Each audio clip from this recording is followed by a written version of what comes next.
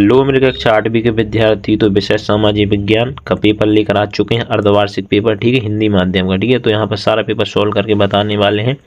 आपका पेपर यहाँ पर 2.5 घंटे का समय मिलने वाला और यहाँ पर 60 नंबर का आपका पेपर होने वाला है। चलते हैं हम सारा पेपर सोल्व करके बताते हैं, ठीक है। तो देख लेते हैं पहले बहुविकल्पीय प्रश्न क्रमांक 1 से 5 तक, ठीक है। तो क्या है पहला, वैश्वीकरण उपयोग के लिए सब्जियों, फूलों और फलों की खेती को क्या कहते हैं? तो इसका राइट आंसर अपना क्या हो जाएगा यहाँ पर, इसे कहते हैं अपन क्या कहते हैं, इसका राइट होगा बागवानी, ठीक, क्या कहते हैं इसे, बागवानी, ठीक है। नेक्स्ट क्या है, सुनहरा रेशा से अभिप्रिय है, सुनहरा रेशे से क्या अभिप्रिय है, इसका राइट आंसर क्या हो जाएगा, पटसन, ठीक है, पटसन, ठीक है। सुनहरा रेशा कहाँ, पटसन मिलता है, ठीक है, पटसन में।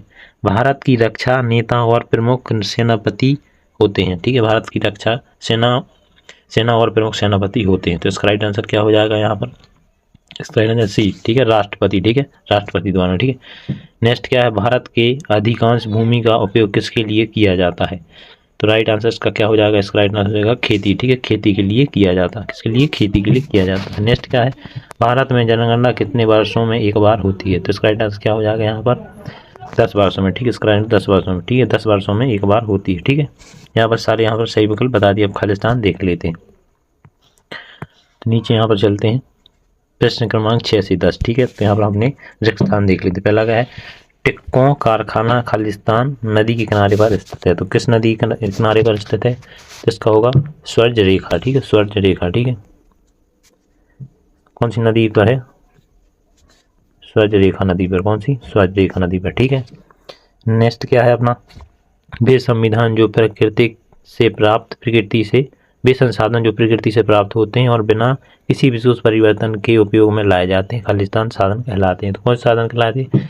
उन्हें कहते हैं प्राकृतिक साधन, ठीक है, उन्हें अपन प्राकृतिक साधन कहते हैं, ठीक है, ठीक है, प्राकृतिक साधन कहते हैं। नेक्स्ट क्या है अपना, कृषि एक खालिस्तान क्रिया है। कौन सी क्रिया है? प्राथमिक क्रिया, ठीक है, कौन सी, प्राथमिक, ठीक है, कृषि एक प्राथमिक क्रिया है, ठीक, कौन सी, प्राथमिक क्रिया है, ठीक है।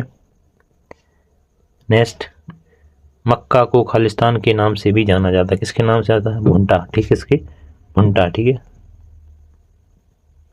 भुट्टा के नाम से भी मक्का को जाना जाता है, भुट्टा, ठीक है।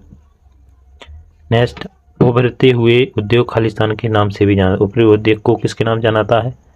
सनराइज, किसके नाम से? सनराइज के, ठीक है, सनराइज के नाम से भी जाना जाता है, किसके नाम से? सनराइज के नाम से भी जाना जाता है, ठीक है। नेक्स्ट देख लेते हैं प्रश्न क्रमांक 11 से 15 तक, ठीक है। परिवृत्त क्या है बताइए? 12वां, भाषाविद किसे कहते हैं? प्रश्न क्रमांक 13वां, संसाधन संरक्षण क्या है? प्रश्न 14वां, अपने घर और अपनी कक्षा के में उपयोग लिए जाने वाले किन्हीं 5 साधनों के नाम लिखिए। प्रश्न क्रमांक 15वां, न्यूनतम वेतन कौन तय करता है, ठीक है। प्रश्न क्रमांक 16वां क्या है, निरपेक्ष शब्द का अर्थ क्या है? तो यहाँ पर हम प्रश्न क्रमांक 11 से क्रमांक 16 तक के आंसर देख लेते हैं। प्रश्न क्रमांक 11 का उत्तर, प्रति, कुछ समय के लिए बिना खेती छोड़े दी और वाले जमीन ताकि उसकी मिट्टी दोबारा उपजाऊ हो जाए, उसे क्या करें? प्रति, ठीक है, प्रति रहेगी, ठीक है। 12वां क्वेश्चन, भविष्यविद, ऐसी व्यक्ति जो कई भाषाओं का जानकारी हो, उस जानकारी और विविधता होती है, उसे भविष्यविद कहते हैं, भाषाविद कहते हैं, ठीक है। 13वां क्वेश्चन आंसर देख लेते हैं, साधनों का सर्वोत्तम तथा बुद्धिमत्ता पूर्वक उपयोग करना, उन्हें नवीनीकरण के समय देना साधन संरक्षण कहलाता है, ठीक है। 14वां क्वेश्चन का आंसर देख लेते हैं, घर और रक्षा के लिए 5 साधन, ठीक है, घर और कक्षा के लिए 5 साधन, तो जल, हवा, बिजली, मेज, कुर्सी और बोर्ड। घर में हम जल, हवा और बिजली का उपयोग करते हैं, जबकि कक्षा में हम इनका उपयोग होता है, मेज, कुर्सी और बोर्ड जैसे सामान भी कक्षा का आवश्यक होती हैं, ठीक है।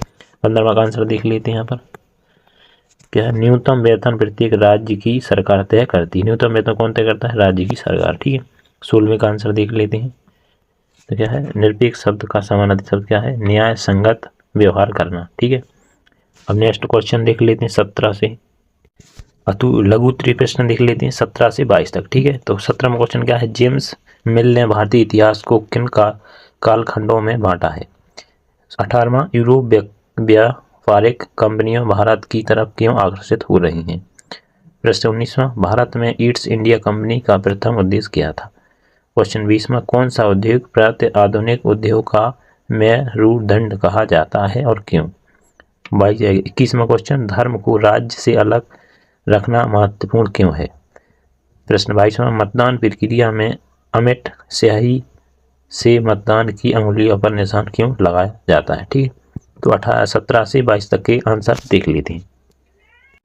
प्रश्न क्रमांक 17 का आंसर देख लेते हैं। जेम्स मिल ने भारतीय इतिहास को हिंदू, मुस्लिम, ईसाई के 3 खंडों में बांटा है। ठीक है, कितने खंडों में? 3 खंडों में। 18वां का आंसर देख लेते हैं।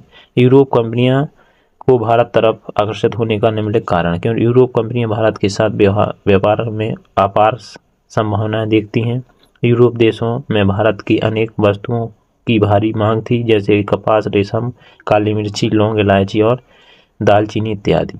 वे भारत में कम कीमत पर सामानों को खरीदकर वापस यूरोप ले जाकर उन्हें ऊंची कीमतों में बेच सकते हैं। इसे व्यापारिक संभावनाओं के कारण यूरोप कंपनी भारत की ओर आकर्षित हो रही है। ठीक है, नेक्स्ट 19वां question, Bharat East India Company प्रथम उद्देश्य क्या था? ठीक है, जिस कंपनी ने हमें गुलाम बनाया था वह ईस्ट इंडिया कंपनी थी। इसकी स्थापना सन 1600 में 31 दिसंबर के दिन हुई थी। इसका उद्देश्य केवल व्यापार करना और उनकी रक्षा करना जिनके लिए उद्देश्य करने के अधिकार मिले थे। ठीक है, नेक्स्ट देख लेते हैं। नेक्स्ट यहाँ पर 20वां प्रश्न का आंसर, लोहा इस्पात उद्योग को आधुनिक उद्योग का मेरुदंड कहा जाता है क्योंकि अन्य उद्योगों के लिए उनकी आधारभूत सामग्री जैसे औजार और मशीनें आदि लोहा इस्पात से बनी होती हैं।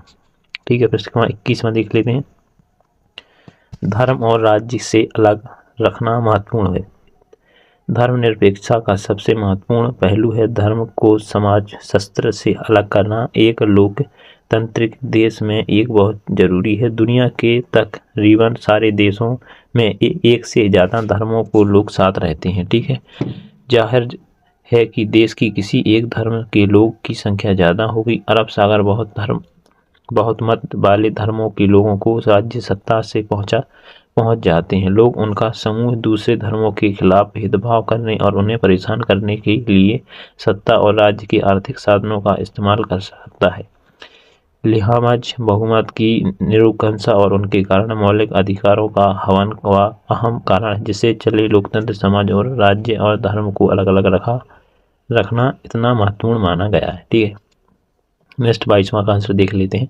मतदान प्रक्रिया में अमिट स्याही से मतदान की अंगुलियां निशान क्यों लगाया जाता है? मतदान प्रक्रिया अमिट स्याही का उपयोग सुनिश्चित करने के लिए किया जाता है कि यह व्यक्ति केवल एक ही बार मतदान कर सकता है। ठीक है, यह घोषणा और फर्जी मतदान को रोकने के लिए सुरक्षा उपयोगी है। सही जल्दी सूख जाती है और इसे आसानी से मिटाना या धोना नहीं जा सकता। कोई दिनों तक निशान बना रख सकता है। ठीक है, यह चुनाव प्रक्रिया के पारदर्शिता और निरपेक्षता बनाए रखने के लिए मदद करती है। ठीक है, नेक्स्ट यहाँ पर क्वेश्चन देख लिए दीर्घ उत्तरीय प्रश्न, फिर उनके आंसर देखते हैं।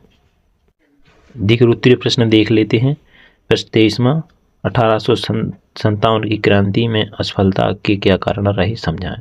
प्राकृतिक वनस्पति 24वां प्रश्न, और वन्य जीवों का संरक्षण कैसे किया जा सकता है समझाएं। प्रश्न 25वां, किसी लोकतंत्रिका देश को संविधान की जागरूकता क्यों पड़ती लिखिए। यहाँ पर प्रश्न 26वां है अपना, रॉटेल एक्ट पर एक संक्षिप्त टिप्पणी लिखिए। ठीक है, तो 23 से 26 तक के आंसर देख लेते हैं।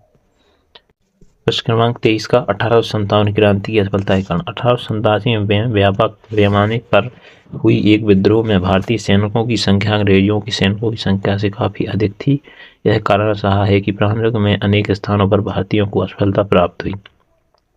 क्रांति में आर्थिक रूप से कमजोर होने के कारण क्रांतिकारी आधुनिक शस्त्रों का उपयोग से वंचित रह गए थे। उनकी असफलता का कारण था इस क्रांति में क्रांतिकारियों को तलवारें तथा भालों का उपयोग किया था, जिससे विपरीत विरोधी ने ब्रिटिश सेना ने आधुनिक तोपों और बंदूक का इस्तेमाल किया, जिससे कि क्रांतिकारी कमजोर पड़ गए थे। ठीक है, नेक्स्ट किया 24वां प्रश्न, प्राकृतिक वनस्पति और वन्य जीवों के संरक्षण कैसे किया जा सकता है समझा। तो प्रकृति वनस्पति और वन्य जीवों का संरक्षण भिन्न उपयोग द्वारा किया जा सकता है। राष्ट्रीय उद्यान अभ्यारण्य द्वारा। ठीक है, तो वन्य जीवों के प्राकृतिक आवासों की सुरक्षा के लिए राष्ट्रीय उद्यान, वन्य जीव अभ्यारण्य और बायोस्फीयर रिजर्व स्थापित की जानी चाहिए। कानून उपयोग, शिकार, अवैध कटाई और वन्य उत्पादनों व्यापारों पर सख्त कानून लागू किए जाने चाहिए। जन जागरूकता, लोगों को संरक्षण के महत्व के बारे में जागरूक पैदा करनी चाहिए ताकि वे प्रकृति साधनों का सम्मान करें।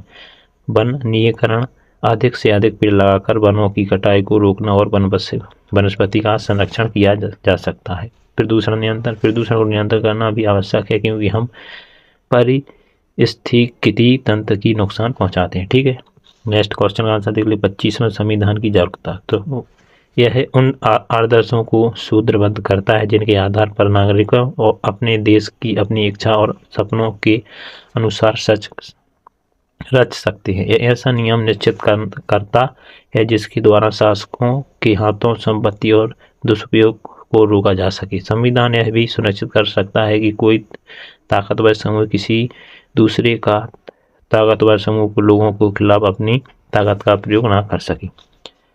नेक्स्ट देख लेते हैं 26 और लास्ट क्वेश्चन का आंसर। रोबोट एक्ट 1919 में ब्रिटेन सरकार द्वारा भारत में राष्ट्रपति आंदोलनों को दबाने के लिए प्रेरित किया गया था। एक मानकारी कानून था। इस ब्रिटिश ने सरकार को बिना किसी मुकदमे और किसी भी व्यक्ति को 2 साल तक जेल में रखने का अधिकार दिया था। इस कानून का भारतीयों ने बिना वकील, बिना अपील, बिना दलील और बिना कानूनी काढ़ विरोध किया। ठीक है, तो हमने यहाँ पर सारा पेपर सॉल्यूशन बता दिया है। तो वीडियो को लाइक करना है, चैनल सब्सक्राइब। मिलते हैं नेक्स्ट पेपर में।